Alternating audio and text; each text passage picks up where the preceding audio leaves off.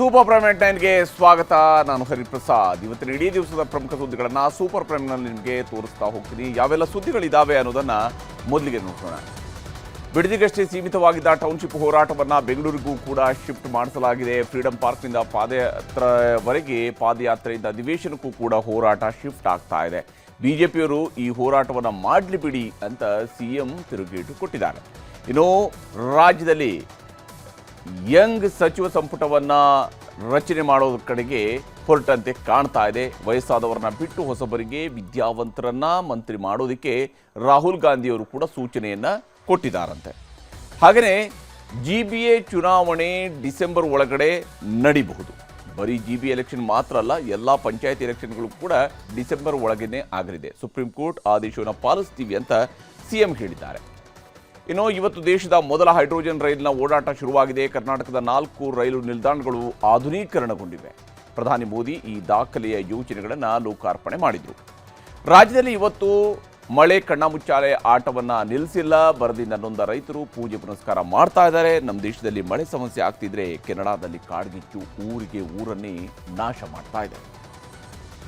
ಈಗ ಎಲ್ಲ ಸುದ್ದಿಗಳನ್ನು ವಿವರವಾಗಿ ನೋಡ್ತಾ ಹೋಗೋಣ. ಬಿಡದಿ ಟೌನ್ಶಿಪ್ ಯೋಜನೆಯ ಹಗ್ಗಜಗ್ಗಾಟ ದಿನಕ್ಕೊಂದು ದಿಕ್ಕಿಗೆ ಹೋಗ್ತಾ ಇದೆ. ಇಷ್ಟು ದಿನ ಬಿಡದಿ ಸುತ್ತಮುತ್ತ ಪರ ವಿರೋಧದ ಹೋರಾಟಗಳು ನಡೀತಾ ಇದ್ವು. ಇವತ್ತು ಯೋಜನೆಯನ್ನು ವಿರೋಧಿಸ್ತಾ ಇರುವಂತಹ ಹೋರಾಟ ಬೆಂಗಳೂರಿಗೂ ಕೂಡ ಶಿಫ್ಟ್ ಆಗಿದೆ. ಬಿಡದಿ ಟೌನ್ಶಿಪ್ ವಿರೋಧಿಸ್ತಾ ಇರುವಂತಹ ಬಹುಪಾಲು ರೈತರು ಬೆಂಗಳೂರಿನ ಫ್ರೀಡಂ ಪಾರ್ಕ್ಗೆ ಬಂದಿದ್ರು. ರೈತರ ಹೋರಾಟದ ಮುಂದಾಳತ್ವವನ್ನು ಈ ಬಾರಿ ಬಿಜೆಪಿಯವರು ವಹಿಸಿಕೊಂಡಿದ್ರು. ಕೇಂದ್ರ ಸಚಿವೆ ಶೋಭಾ ಕರಂದ್ಲಾಜೆ, ಮಾಜಿ ಮುಖ್ಯಮಂತ್ರಿ BS ಯಡಿಯೂರಪ್ಪ, ಪ್ರತಿಪಕ್ಷ ನಾಯಕ ಅಶೋಕ್, ಬಿಜೆಪಿ ರಾಜ್ಯಾಧ್ಯಕ್ಷ ವಿಜೇಂದ್ರ ಸೇರಿದಂತೆ ಬಿಜೆಪಿಯ ಶಾಸಕರು, ಸಂಸದರು, ಮಾಜಿ ಸಚಿವರು, MLCಗಳೆಲ್ಲ ಈ ಯೋಜನೆಯನ್ನು ವಿರೋಧಿಸ್ತಾ ಇರುವಂತಹ ರೈತರ ಜೊತೆಗೂಡಿ ಪ್ರತಿಭಟನಾ ಸಮಾವೇಶವನ್ನು ನಡೆಸಿದರು. ಕೇಸರಿ ಪಕ್ಷದ ನಾಯಕರೆಲ್ಲ ಇವತ್ತು ಹಸಿರು ಶಾಲು ಹಾಕ್ಕೊಂಡು ಬಿಡದಿ ಯೋಜನೆಯನ್ನು ಕೈ ಬಿಡಬೇಕು ಅಂತಿರುವಂತಹ ರೈತರಿಗೆ ಬೆಂಬಲವಾಗಿ ನಿಂತಿದ್ರು. ಸರ್ಕಾರದ ವಿರುದ್ಧ ಪ್ರಹಾರ ನಡೆಸಿದಂತಹ ಬಿಜೆಪಿಯ ನಾಯಕರು ಅಧಿವೇಶನದ ಒಳಗೂ ಹೊರಗೂ ಹೋರಾಟಕ್ಕೆ ಕರೆ ಕೊಟ್ಟಿದ್ದಾರೆ. ಬಿಡದಿ ಟೌನ್ಶಿಪ್ ಅನ್ನು ಕೈ ಬಿಡಬೇಕು, ಕನಕಪುರದಲ್ಲಿ ಬೆಂಗಳೂರಿನ 2ನೇ ಏರ್ಪೋರ್ಟ್ ಅನ್ನು ಮಾಡೋದಕ್ಕೆ ಅವಕಾಶವನ್ನ ಕೊಡಲೇಬಾರದು ಅಂತ ಆಗ್ರಹಿಸಿದ್ದಾರೆ. ಭಾಷಣದುದ್ದಕ್ಕೂ ಕಾಂಗ್ರೆಸ್ ಸರ್ಕಾರವನ್ನ ರಿಯಲ್ ಎಸ್ಟೇಟ್ ಸರ್ಕಾರ ಅಂತ ಬಿಜೆಪಿ ನಾಯಕರುಗಳು ಕರೆದರು. ಜೊತೆಗೆ ವಿಧಾನಮಂಡಲ ಅಧಿವೇಶನಕ್ಕೂ ಮೊದಲು ಬಿಡದಿಯಿಂದ ಬೆಂಗಳೂರಿಗೆ ಪಾದಯಾತ್ರೆ ನಡೆಸುವುದಾಗಿಯೂ ಕೂಡ ಕರೆ ಕೊಟ್ಟಿದ್ದಾರೆ. ಈ ಭಾರತೀಯ ಜನತಾ ಪಾರ್ಟಿ, ಜನತಾದಳ, ಕುಮಾರಸ್ವಾಮಿ ಅವರು ನಾವೆಲ್ಲ ಒಟ್ಟಾಗಿ ಸೇರಿ ಇವತ್ತು ಈ ಸರ್ಕಾರಕ್ಕೆ ಕೊನೆ ಮೊಳೆ ಹೊಡೆಯೋದು ಅಂತ ಪ್ರಯತ್ನ ನಡೀತಾ ಇದೆ.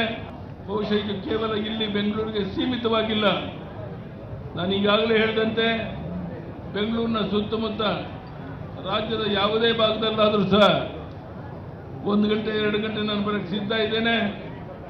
ದೊಡ್ಡ ಪ್ರಮಾಣದಲ್ಲಿ ಹೋರಾಟ ಪ್ರಾರಂಭ ಆಗಬೇಕಾಗಿದೆ. ಅಧಿವೇಶನ ಪ್ರಾರಂಭ ಆಗುವ ಮುಂಚಿತವಾಗಿ ಬಿಡದಿ ಟೌನ್ಶಿಪ್ನ ತೆಗೆದು ಹಿಂದೆ ಸರಿಬೇಕು. ವಿಮಾನ ನಿಲ್ದಾಣ ಕನಕಪುರದಿಂದ ಕೈಬಿಟ್ಟು ತುಮಕೂರು ಸುತ್ತಮುತ್ತ ಅವಕಾಶ ಕೊಡಬೇಕು ಅಂತೇಳಿ ಬಿಡದಿಯಿಂದ ಬೆಂಗಳೂರುವರೆಗೆ ಒಂದು ಬೃಹತ್ ಪಾದಯಾತ್ರೆಯನ್ನು ಕೂಡ ನಾವು ಹಮ್ಮಿಕೊಳ್ಬೇಕು ಅಂತೇಳಿ ಈಗಾಗಲೇ ಭಾರತೀಯ ಜನತಾ ಪಾರ್ಟಿ ನಿರ್ಧಾರ ಮಾಡಿದೆ. ಹೀಗೆ ಇವತ್ತಿನ ಪ್ರತಿಭಟನಾ ಸಭೆಯಲ್ಲಿನೇ ಪಾದಯಾತ್ರೆಯನ್ನು ಕೂಡ ಘೋಷಣೆ ಮಾಡಿದ್ರು ವಿಜಯೇಂದ್ರ. ಇನ್ನು ಬಿಜೆಪಿಯವರಿಗೆಲ್ಲ ಟಾರ್ಗೆಟ್ ಆಗಿದ್ದು ಮುಖ್ಯಮಂತ್ರಿ DK ಶಿವಕುಮಾರ್. ರಿಯಲ್ ಎಸ್ಟೇಟ್ ದಂಧೆ ಮಾಡುವುದನ್ನ ಮೊದಲು ನಿಲ್ಲಿಸಬೇಕು, ಇಲ್ಲದೇ ಇದ್ರೆ ಸರ್ಕಾರಕ್ಕೆ ತಕ್ಕ ಪಾಠ ಕಲಿಸ್ತಾರೆ ಅನ್ನುವಂಥ ಎಚ್ಚರಿಕೆ ಸಂದೇಶವನ್ನ ಬಿಜೆಪಿ ನಾಯಕರುಗಳು ರವಾನಿಸಿದರು. ಹಲವಾರು ಮಾಫಿಯಾಗಳ ಬಗ್ಗೆ, ಹಿಂದಿನ ಹಲವಾರು ಸರ್ಕಾರದ ಬಗ್ಗೆ ನಾವು ಮಾತಾಡ್ತಾ ಇದ್ವಿ. ಯಾವುದೋ ಮಾಫಿಯಾ ಸರ್ಕಾರ ಕಂಟ್ರೋಲ್ ಮಾಡ್ತಾ ಇದೆ. ಆದ್ರೆ ಮೊದಲ ಬಾರಿಗೆ ಕರ್ನಾಟಕದಲ್ಲಿ ಭೂ ಮಾಫಿಯಾ ನಡೆಸುವವರೇ ಸರ್ಕಾರ ನಡೆಸ್ತಾ ಇದ್ದಾರೆ. ಇದು ವ್ಯತ್ಯಾಸ. ಇವತ್ತು ಇದು ವ್ಯತ್ಯಾಸ. ಭೂ ಮಾಫಿಯಾ ಯಾರು ನಡೆಸ್ತಾ ಇದ್ದಾರೆ, ಯಾರಿಗೆ ಭೂಮಿ ಬೇಕು, ಯಾರಿಗೆ ಭೂಮಿಯ ಹಪಾಹಪಿ ಇದೆ, ಅವರೇ ಈ ಸರ್ಕಾರ ನಡೆಸ್ತಾ ಇದ್ದಾರೆ. ಇದು ವ್ಯತ್ಯಾಸ. ಬಿಡದಿ ಟೌನ್ಶಿಪ್ ಯಾರಿಗೆ ಬೇಕು?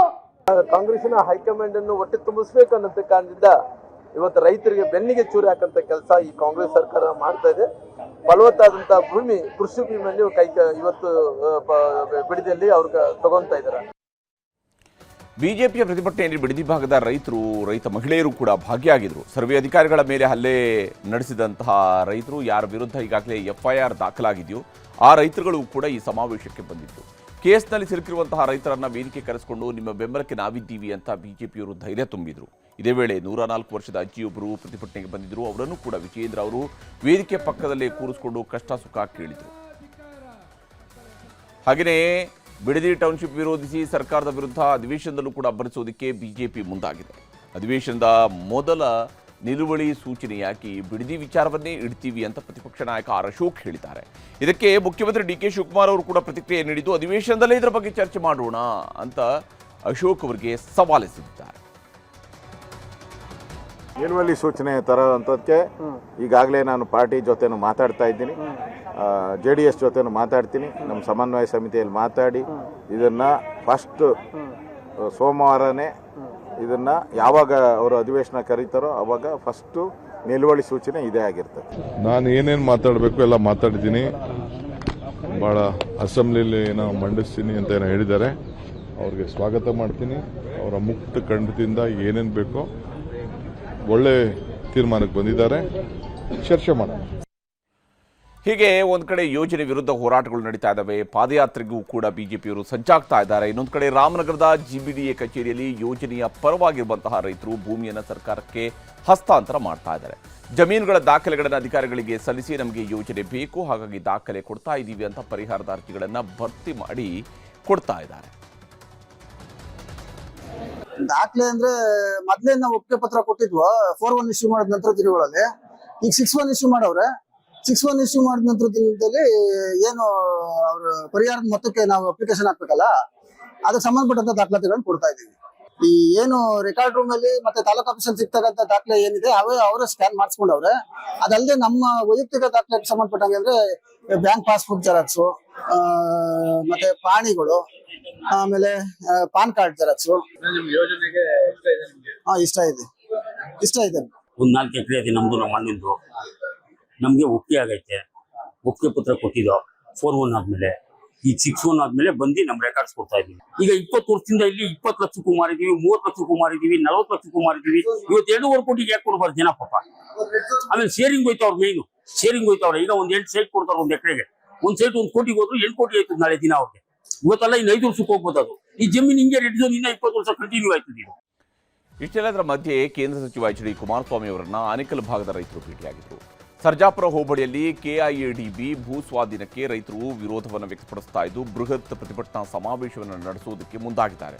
ಹೀಗಾಗಿ ಆ ಸಮಾವೇಶಕ್ಕೆ ತಾವು ಕೂಡ ಬರಬೇಕು ಅಂತ ಆಹ್ವಾನ ಕೊಟ್ಟಿದ್ದಾರೆ. ಇನ್ನೊಂದು ಕಡೆ ಬಿಜೆಪಿಯ ಉಚ್ಚಾಟಿತ ಶಾಸಕ ಬಸನಗೌಡ ಪಾಟೀಲ್ ಯತ್ನಾಳ್ ಬಿಡದಿಯ ಭೈರಮಂಗಲದಲ್ಲಿ ಯೋಜನೆ ವಿರೋಧಿಸ್ತಾ ಇರುವಂತಹ ರೈತರನ್ನ ಭೇಟಿಯಾಗಿ ನಿಮ್ಮ ಹೋರಾಟವನ್ನು ಮುಂದುವರಿಸಿ, ನಿಮ್ಮ ಜೊತೆಗೆ ನಾವಿದ್ದೇವೆ ಅಂತ ಸಂದೇಶವನ್ನು ಕೊಟ್ಟಿದ್ದಾರೆ. ಅಷ್ಟೇ ಅಲ್ಲದೆ ದೇವೇಗೌಡರು, ಕುಮಾರಸ್ವಾಮಿ ಎಲ್ಲರೂ ಕೂಡ ನಿಮ್ಮ ಜೊತೆಗೆ ಇದ್ದಾರೆ ಅಂತ ಭರವಸೆಯನ್ನು ನೀಡಿದ್ದಾರೆ. ಹೀಗೆ ಒಂದು ಕಡೆ ಬಿಡದಿ ಹೋರಾಟ ನಡೀತಾ ಇದ್ದರೆ, ಮತ್ತೊಂದು ಕಡೆಯಲ್ಲಿ 1.5 ತಿಂಗಳಿಂದ ಸಂಪುಟ ವಿಸ್ತರಣೆ ಆಗುತ್ತೆ ಅಂತ ಕಾಂಗ್ರೆಸ್ನ ಶಾಸಕರು ಕಾಯ್ತಾ ಇದ್ದಾರೆ. ಹೀಗೆ ಕಾಯ್ತಾ ಇದ್ದಂಥವರಿಗೆ ಒಂದಿಷ್ಟು ಸಿಹಿ ಸುದ್ದಿಯೂ ಕೂಡ ಬೇಗನೆ ಸಿಗಬಹುದು ಅಂತ ಅಂದ್ಕೊಂಡಿದ್ರು. ಆದರೆ ಸಂಪುಟ ವಿಸ್ತರಣೆಗೆ ತಾತ್ಕಾಲಿಕ ಮುಂದೂಡಿಕೆಯನ್ನು ಮಾಡಲಾಯಿತು ಅನಿವಾರ್ಯ ಕಾರಣಗಳಿಂದಾಗಿ. ದೆಹಲಿಗೆ ಪಟ್ಟಿ ತಗೊಂಡು ಹೋಗಿದ್ದಂತಹ ನಾಯಕರನ್ನ ರಾಹುಲ್ ಗಾಂಧಿಯವರು ಪಟ್ಟಿ ಸಮೇತ ವಾಪಸ್ ಕಳಿಸಿದ್ದಾರೆ. ಸಂಪುಟಕ್ಕೆ ಯಾರನ್ನು ತೆಗೆದುಕೊಳ್ಳಬಹುದು, ಯಾರನ್ನು ಬಿಡಬಹುದು ಅನ್ನುವಂತಹಕ್ಕೆ ಸಂಬಂಧಪಟ್ಟಂತೆ 3 ಪಟ್ಟಿಗಳು ರೆಡಿಯಾಗಿದ್ವು. ಸಿದ್ದರಾಮಯ್ಯನವ್ರದ್ದು ಒಂದು ಲಿಸ್ಟ್ ಆಗಿದ್ದರೆ DK ಶಿವಕುಮಾರ್ ಅವರಿಂದ ಮತ್ತೊಂದು ಲಿಸ್ಟ್ ರೆಡಿಯಾಗಿತ್ತು. ಇದರ ಜೊತೆಗೆ KPCC ಅಧ್ಯಕ್ಷ BK ಹರಿಪ್ರಸಾದ್ ಅವರು ಕೂಡ ಪಕ್ಷದ ಪರವಾಗಿ ತಮ್ಮದೇ ಆದಂತಹ ಒಂದು ಪಟ್ಟಿಯನ್ನು ರೆಡಿ ಮಾಡಿಕೊಂಡಿದ್ರು. ಆದರೆ 3 ನಾಯಕರಿಗೆ ಚರ್ಚಿಸಿದ ನಂತರ ರಾಹುಲ್ ಗಾಂಧಿಯವರು ಯಾವುದೇ ಪಟ್ಟಿಗೂ ಕೂಡ ಒಪ್ಪಿಗೆಯನ್ನು ಸೂಚಿಸಿಲ್ಲ. ಹೊಸದಾಗಿ ನೀವೆಲ್ಲರೂ ಕೂಡ ಯಾವ ಶಾಸಕರುಗಳಿಗೆ ಮಂತ್ರಿ ಸ್ಥಾನ ಕೊಡಬೇಕು ಅನ್ನುವಂತಹ ಪಟ್ಟಿಯನ್ನು ಮಾಡಿಕೊಂಡು ಬನ್ನಿ ಅಂತ 3 ನಾಯಕರಿಗೂ ಸಲಹೆಗಳನ್ನು ಕೊಟ್ಟು ವಾಪಸ್ ಕಳಿಸಿದ್ದಾರೆ.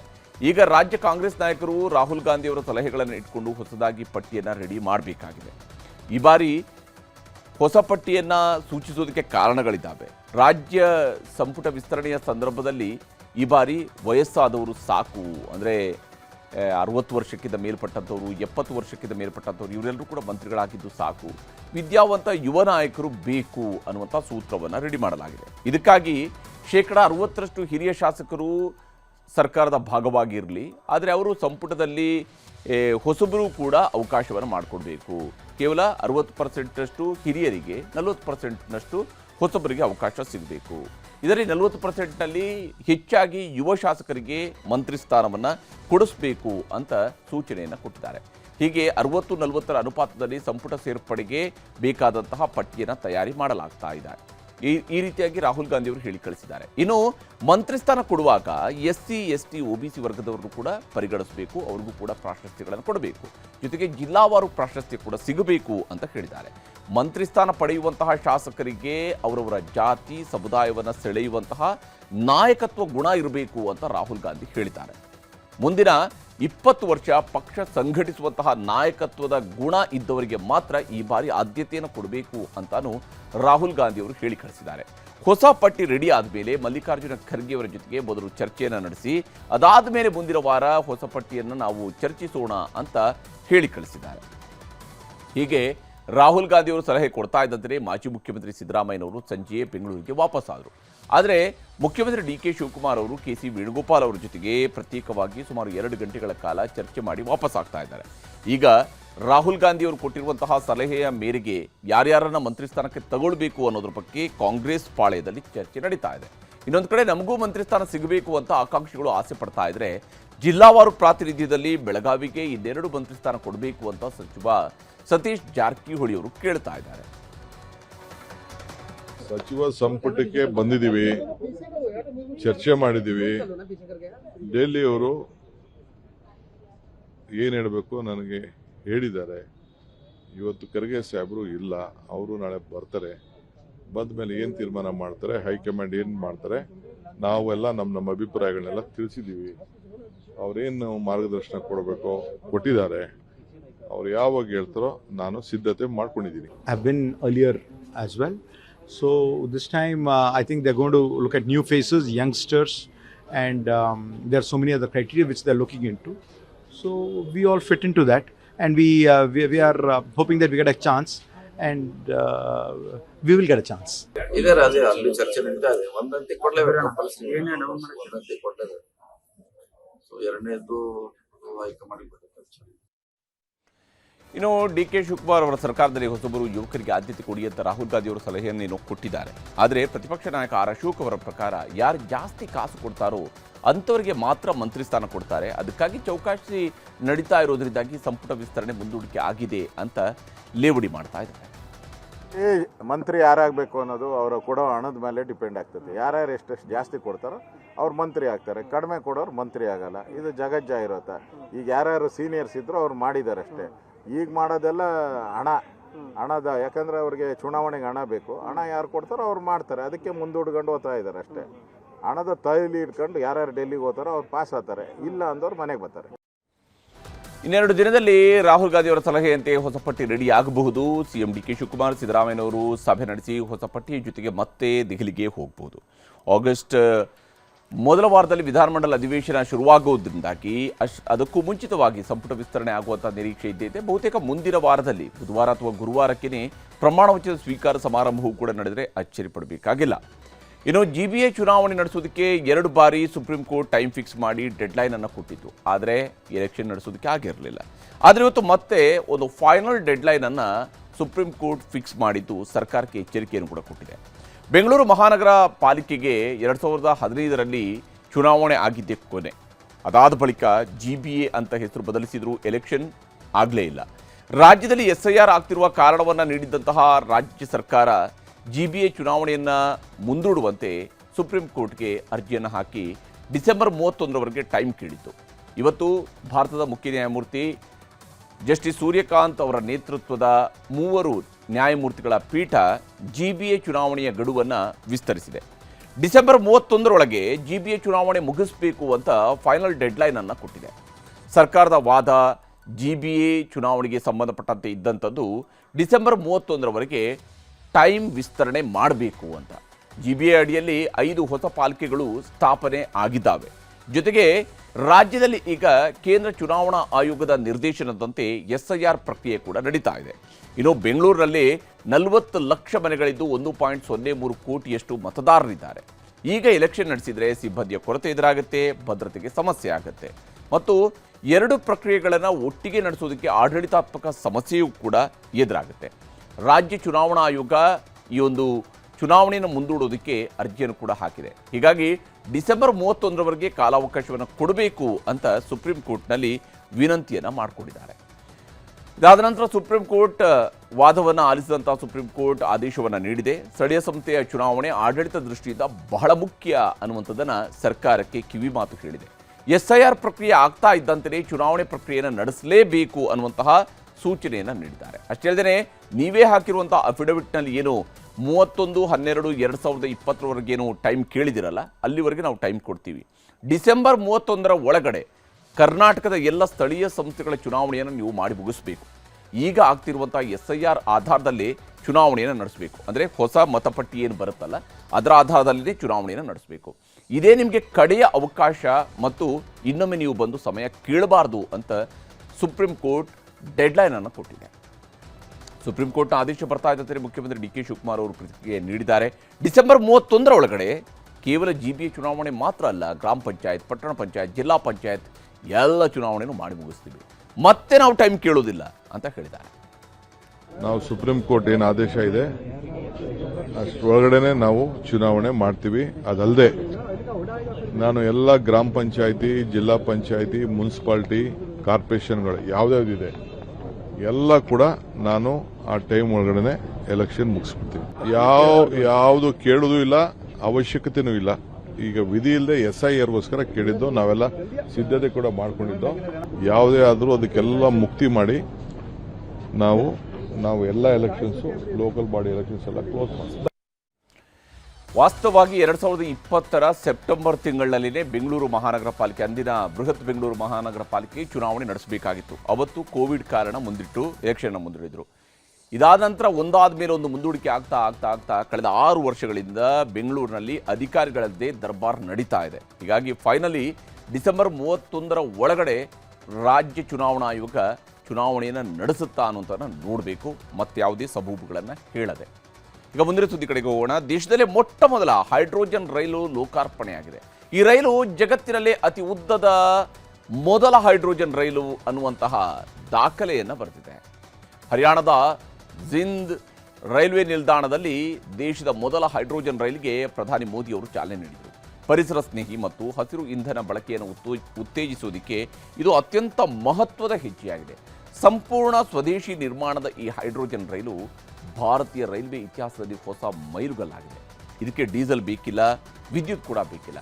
ಕೇವಲ ಹೈಡ್ರೋಜನ್ ಇಂಧನವನ್ನು ಬಳಸಿ ವಿದ್ಯುತ್ತನ್ನು ಉತ್ಪಾದಿಸಿ ಅದರಲ್ಲಿ ಈ ರೈಲು ಓಡುವಂತಹ ಟೆಕ್ನಾಲಜಿಯನ್ನು ಮಾಡಲಾಗಿದೆ. ಮೊದಲ ಹೈಡ್ರೋಜನ್ ರೈಲಿಗೆ ಪ್ರಧಾನಿ ಮೋದಿ ಅವರು ಇವತ್ತು ಚಾಲನೆ ಕೊಟ್ಟಿದ್ದಾರೆ. ಈ ರೈಲಿನ ವಿಶೇಷತೆಗಳನ್ನು ನಾವು ಗಮನಿಸಬೇಕು. ಯಾವ ಸ್ವರೂಪದಲ್ಲಿ ಇದೆ ಈ ರೈಲು ಅನ್ನೋದನ್ನು ನಾವು ಗಮನಿಸಬೇಕು. ವಿಶೇಷವಾಗಿ ಇದು 10 ಬೋಗಿಗಳಿರುವಂತಹ ವಿಶ್ವದ ಮೊದಲ ರೈಲು ಅನ್ನುವಂಥದ್ದನ್ನು, ಮೊದಲ ಹೈಡ್ರೋಜನ್ ರೈಲು ಅನ್ನುವಂಥದ್ದು ಇಲ್ಲಿ ಗಮನಾರ್ಹ. ಕೇವಲ ಜರ್ಮನಿ, ಜಪಾನ್, ಚೀನಾ ಮತ್ತು ಅಮೆರಿಕದಲ್ಲಿ ಮಾತ್ರ ಈ ಸ್ವರೂಪದ ಹೈಡ್ರೋಜನ್ ರೈಲುಗಳು ಬಳಕೆಯಲ್ಲಿ ಇದ್ದಾವೆ. ಈಗ ಭಾರತವೂ ಕೂಡ ಈ ದಾಖಲೆಯ ಪಟ್ಟಿಗೆ ಸೇರ್ಪಡೆಯಾಗಿದೆ. ಭಾರತದಲ್ಲೂ ಕೂಡ ಇದರ ಸೇವೆ ಆರಂಭ ಆಗಿದೆ. ಎಲ್ಲ ದೇಶಗಳಲ್ಲಿ 3 ಅಥವಾ 4 ಬೋಗಿಗಳು ಒಳಗೊಂಡಿರುವಂತಹ ಹೈಡ್ರೋಜನ್ ರೈಲುಗಳಿದ್ರೆ, ಭಾರತದಲ್ಲಿ ಅತಿ ಉದ್ದದ ಹೈಡ್ರೋಜನ್ ರೈಲನ್ನು ಈಗ ಬಿಡಲಾಗಿರುವಂಥದ್ದು. ಇಲ್ಲಿ 10 ಕೋಚ್ಗಳಿದ್ದಾವೆ ಈ ಒಂದು ರೈಲಿನಲ್ಲಿ. ಪ್ರತಿ ಗಂಟೆಗೆ ಇದು 110 ಕಿಲೋಮೀಟರ್ ವೇಗದಲ್ಲಿ ಸಂಚರಿಸುತ್ತೆ. ಅಂದರೆ ಗಂಟೆಗೆ 110 ಕಿಲೋಮೀಟರ್ ವೇಗದಲ್ಲಿ ಇದು ಸಂಚರಿಸುವಂತೆ ಇದನ್ನು ನಿರ್ಮಾಣ ಮಾಡಲಾಗಿದೆ. ಜಿಂದ್ ಮತ್ತು ಸೋನೋಪತ್ ನಡುವೆ ಗರಿಷ್ಠ 75 ಕಿಲೋಮೀಟರ್ ವೇಗದಲ್ಲಿ ಈ ಹೈಡ್ರೋಜನ್ ರೈಲು ಸಂಚರಿಸಲಿದೆ. ವಿಶ್ವದ ಮೊದಲ ಶಕ್ತಿಶಾಲಿ ಎಂಜಿನ್ ಹೊಂದಿರುವಂತಹ ಈ ರೈಲಿನಲ್ಲಿ ಒಂದು ಸಲಕ್ಕೆ 2600 ಮಂದಿ ಪ್ರಯಾಣಿಕರು ಪ್ರಯಾಣವನ್ನು ಮಾಡಬಹುದು. ಇದಕ್ಕಾಗಿಯೇ 3200 ಹಾರ್ಸ್ ಪವರ್ನ ಸಿಸ್ಟಮ್ ಅಳವಡಿಸಲಾಗಿದೆ. ಮಾಲಿನ್ಯ ಮುಕ್ತ ಮತ್ತು ಸುರಕ್ಷತೆಯ ರೈಲು ಅಂತೇಳಿ ಇದನ್ನು ಪರಿಗಣಿಸಲಾಗುತ್ತೆ. ಯಾಕಂದರೆ ಹಸಿರು ಇಂಧನದ ಎಂಜಿನ್ ಆಗಿರೋದ್ರಿಂದಾಗಿ ಈ ರೈಲು ಓಡಾಡೋದ್ರಿಂದಾಗಿ ಯಾವುದೇ ಮಾಲಿನ್ಯ ಆಗೋದಿಲ್ಲ. ಸುರಕ್ಷತೆಯ ದೃಷ್ಟಿಯಿಂದ ಹೈಡ್ರೋಜನ್ ಸೋರಿಕೆ ಡಿಟೆಕ್ಟರ್, ಫೈರ್ ಡಿಟೆಕ್ಟರ್ಗಳನ್ನು ಅಳವಡಿಸಿರುವ ವಿಶ್ವದ ಮೊದಲ ಹೈಡ್ರೋಜನ್ ಎಂಜಿನ್ ರೈಲು ಅಂತ ಈ ರೈಲು ದಾಖಲೆಯ ಪಟ್ಟಿಗೆ ಸೇರಿದೆ. ಜಗತ್ತಿನಲ್ಲೇ ಅತಿ ಕಡಿಮೆ ಟಿಕೆಟ್ ದರವೂ ಕೂಡ ಈ ರೈಲಿಗೆ ನಿಗದಿಯಾಗಿದೆ. ಜಿಂದ್ ರೈಲ್ವೆ ನಿಲ್ದಾಣದಿಂದ ಸೋನಿಪತ್ಗೆ ಒಟ್ಟು 89 ಕಿಲೋಮೀಟರ್ ದೂರ ಇದೆ. ಒಟ್ಟು 12 ಕಡೆ ರೈಲು ನಿಲ್ಲುತ್ತೆ. ಟಿಕೆಟ್ ದರ ಕನಿಷ್ಠ ₹5, ಗರಿಷ್ಠ ₹25 ಮಾತ್ರ. अभी दुनिया के 3 या 4 देश ही हैं जिनके पास हाइड्रोजन ट्रेन चलाने का सामर्थ्य है, लेकिन भारत की जो ये हाइड्रोजन ट्रेन है उसके सामर्थ्य के बारे में सुनकर आपको भी गर्व होगा, एक एक हिंदुस्तानी को गर्व होगा। ये हाइड्रोजन ट्रेन 3200 हॉर्स पावर की है। भारत की हाइड्रोजन ट्रेन सबसे लंबी भी है। ಇನ್ನು ಹರಿಯಾಣದಲ್ಲಷ್ಟೇ ಅಲ್ಲ, ಕರ್ನಾಟಕದಲ್ಲೂ ಇವತ್ತು ಅಮೃತ್ ಭಾರತ್ ಯೋಜನೆ ಅಡಿಯಲ್ಲಿ ಆಧುನೀಕರಣಗೊಂಡ ರೈಲ್ವೆ ನಿಲ್ದಾಣಗಳನ್ನು ಪ್ರಧಾನಮಂತ್ರಿ ಮೋದಿ ವಿಡಿಯೋ ಕಾನ್ಫರೆನ್ಸ್ ಮೂಲಕ ಉದ್ಘಾಟಿಸಿದರು. ಧಾರವಾಡದಲ್ಲಿ 17 ಕೋಟಿ ರೂಪಾಯಿ 20 ಲಕ್ಷ ರೂಪಾಯಿಯ ವೆಚ್ಚದ 17.20 ಕೋಟಿ ರೂಪಾಯಿಯ ವೆಚ್ಚದಲ್ಲಿ ಆಧುನೀಕರಣಗೊಂಡಂತಹ ಅಳ್ನಾವರ ರೈಲು ನಿಲ್ದಾಣವನ್ನು ಪ್ರಧಾನಿ ಮೋದಿ ಅವರು ಲೋಕಾರ್ಪಣೆ ಮಾಡಿದ್ದಾರೆ. ಹರಿಯಾಣದಿಂದಲೇ ಅದನ್ನು ವರ್ಚುವಲ್ ಆಗಿ ಉದ್ಘಾಟಿಸಿದರು. ಜ್ಯೋತಿ ಬೆಳಗಿಸುವ ಮೂಲಕ ರಾಜ್ಯಪಾಲರಾದ ಥಾವರ್ಚಂದ್ ಗೆಹ್ಲೋಟ್, ಕೇಂದ್ರ ಸಚಿವರಾಗಿರುವ ಪ್ರಹ್ಲಾದ್ ಜೋಶಿ, ಸಭಾಪತಿ ಬಸವರಾಜ್ ಹೊರಟ್ಟಿಯವರು ಈ ಕಾರ್ಯಕ್ರಮಕ್ಕೆ ಸಾಕ್ಷಿಯಾದರು. ಇನ್ನು ಕೊಪ್ಪಳದ ರೈಲು ನಿಲ್ದಾಣವನ್ನು ಕೂಡ ಅಮೃತ್ ಭಾರತ್ ಯೋಜನೆಯ ಅಡಿಯಲ್ಲಿ ಅಭಿವೃದ್ಧಿ ಮಾಡಲಾಗಿದೆ. 21 ಕೋಟಿ ರೂಪಾಯಿ ವೆಚ್ಚದಲ್ಲಿ ರೈಲು ನಿಲ್ದಾಣವನ್ನು ಪುನರ್ ನಿರ್ಮಾಣ ಮಾಡಲಾಗಿದೆ. ಈ ರೈಲು ನಿಲ್ದಾಣ ಇವತ್ತು ಲೋಕಾರ್ಪಣೆಗೊಂಡಿದೆ. ಇದೇ ಅಮೃತ್ ಭಾರತ್ ಯೋಜನೆ ಅಡಿಯಲ್ಲಿ ಬಾಗಲಕೋಟೆಯ ಬಾದಾಮಿ ರೈಲ್ವೆ ನಿಲ್ದಾಣವನ್ನು ಕೂಡ ಹೈಟೆಕ್ ಮಾಡಲಾಗಿದೆ. ಒಟ್ಟು 15 ಕೋಟಿ ರೂಪಾಯಿ ವೆಚ್ಚದಲ್ಲಿ ನವೀಕರಣಗೊಂಡ ರೈಲ್ವೆ ನಿಲ್ದಾಣವನ್ನು ಪ್ರಧಾನಿ ಮೋದಿ ಉದ್ಘಾಟಿಸಿದರು. ಕೇಂದ್ರ ರೈಲ್ವೆ ಖಾತೆಯ ರಾಜ್ಯ ಸಚಿವ ವಿ ಸೋಮಣ್ಣ, ಶಾಸಕರು, ಸಂಸದರು ಕೂಡ ಈ ಸಮಾರಂಭದಲ್ಲಿ ಭಾಗಿಯಾಗಿದ್ದರು. ಇನ್ನು ರಾಜ್ಯದಲ್ಲಿ ಕಳೆದ ವರ್ಷ ದಾಖಲೆಯ ಮಳೆಯಾಗಿತ್ತು. ಪ್ರವಾಹಗಳು ಸೃಷ್ಟಿಯಾಗಿ ಡ್ಯಾಂಗಳು ಎಲ್ಲವೂ ಕೂಡ ತುಂಬಿ ತುಳುಕ್ತಾ ಇದ್ವು. ರೈತರು ಖುಷಿಯಾಗಿದ್ದರು.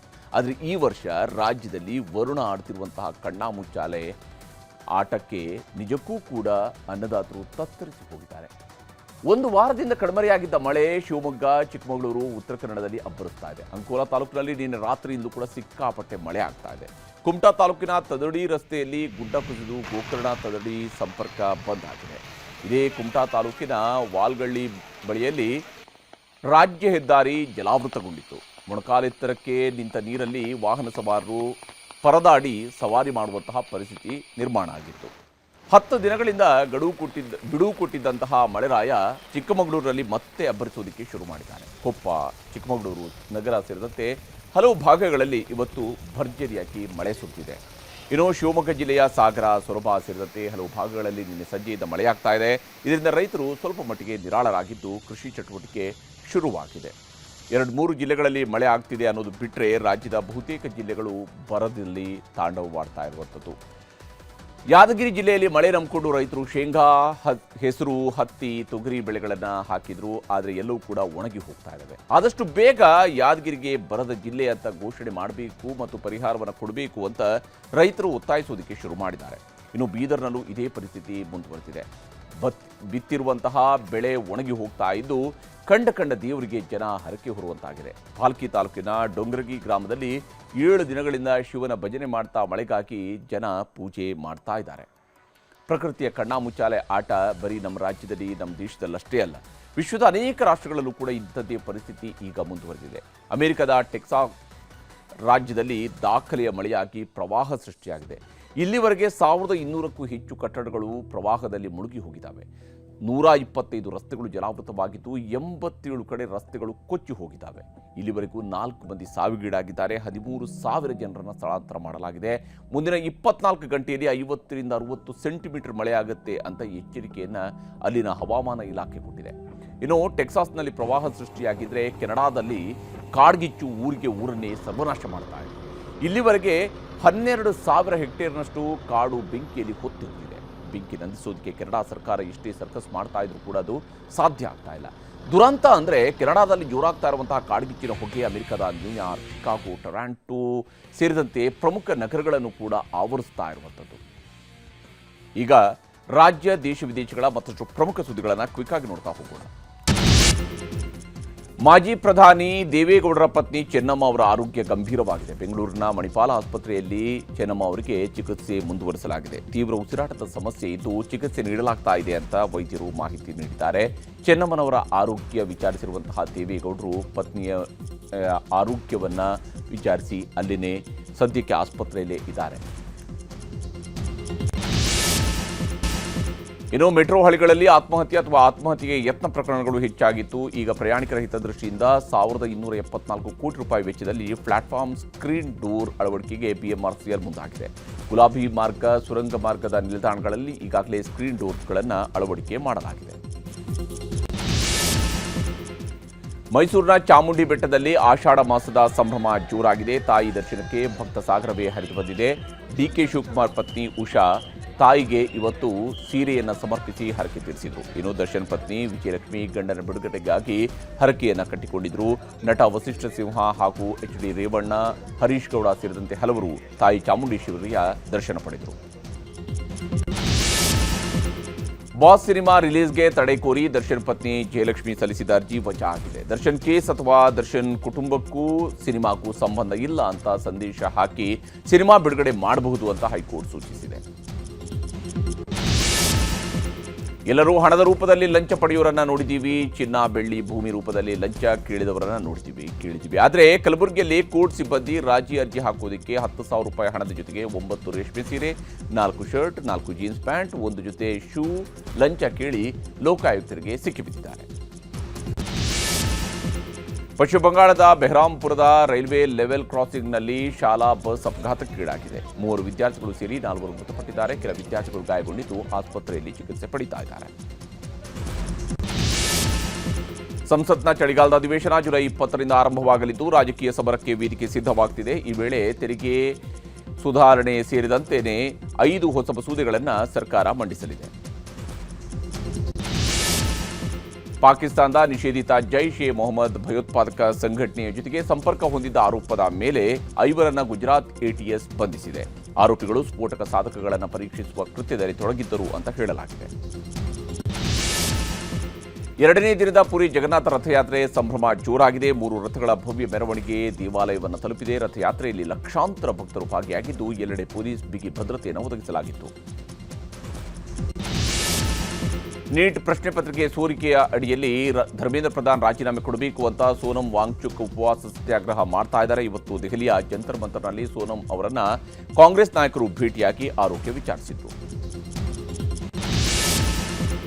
ಇರಾಕ್ ಸಶಸ್ತ್ರ ಗುಂಪು ಅಮೆರಿಕ ಅಧ್ಯಕ್ಷ ಟ್ರಂಪ್ ತಲೆಗೆ $10 ಮಿಲಿಯನ್ ಇನಾಮು ಘೋಷಿಸಿದೆ. ಟ್ರಂಪ್ ಹತ್ಯೆ ಮಾಡಿದವರಿಗೆ 83 ಕೋಟಿ ರೂಪಾಯಿಗಳ ಬಹುಮಾನ ಕೊಡ್ತೀವಿ ಅಂತ ಘೋಷಣೆ ಮಾಡಿದ್ದಾರೆ. ಅಮೆರಿಕ ಇರಾನ್ ಯುದ್ಧ ತೀವ್ರವಾಗ್ತಾ ಇದೆ. ಅಮೆರಿಕದ ಹಲವು ಜೆಟ್ಗಳನ್ನು ನಾಶಪಡಿಸಿದ್ದೀವಿ ಅಂತ ಇರಾನ್ ಹೇಳಿದೆ. ಇನ್ನು ಇರಾನ್ ಮೇಲೆ ಅಮೆರಿಕ ನಡೆಸಿರುವಂತಹ ವೈಮಾನಿಕ ದಾಳಿಗಳಲ್ಲಿ ಮೃತಪಟ್ಟವರ ಸಂಖ್ಯೆ 8ಕ್ಕೆ ಏರಿಕೆಯಾಗಿದೆ. ರಾಹುಲ್ ಗಾಂಧಿ ಭಾಗವಹಿಸಬೇಕಿದ್ದ ಚಾತ್ರೋಂಕಿ ಗೂಂಜ್ ಕಾರ್ಯಕ್ರಮಕ್ಕೆ ಡೆಹ್ರಾಡೂನ್ನ ಸ್ಕೂಲ್ ಮೈದಾನದಲ್ಲಿ ಸಿದ್ಧತೆ ನಡೀತಾ ಇತ್ತು. ಈ ವೇಳೆ ಕಾರ್ಯಕ್ರಮ ಉಸ್ತುವಾರಿ ಹೊತ್ತಿದ್ದ ಕಾಂಗ್ರೆಸ್ ನಾಯಕ ಅಮರ್ ಮೆಹ್ತಾ ಮೇಲೆ ಕಬ್ಬಿಣದ ಉಪಕರಣ ಬಿದ್ದು ಮೃತಪಟ್ಟಿದ್ದಾರೆ. ಅಮರನಾಥ್ ಯಾತ್ರೆ ಯಶಸ್ವಿಯಾಗಿ ನಡೀತಾ ಇದೆ. ಜಮ್ಮು ಮತ್ತು ಕಾಶ್ಮೀರದ ರಾಂಬನ್ ಜಿಲ್ಲೆಯ ಲಾಂಬರ್ ಗ್ರೌಂಡ್ನಲ್ಲಿ ಸಾವಿರಾರು ಅಮರನಾಥ ಯಾತ್ರಾರ್ಥಿಗಳು ತಂಗಿದ್ದಾರೆ. ಇವರಿಗೆ ಜಲಶಕ್ತಿ ಇಲಾಖೆ ಊಟ, ವಸತಿ, ನೀರಿನ ವ್ಯವಸ್ಥೆಯನ್ನು ಮಾಡಿದೆ.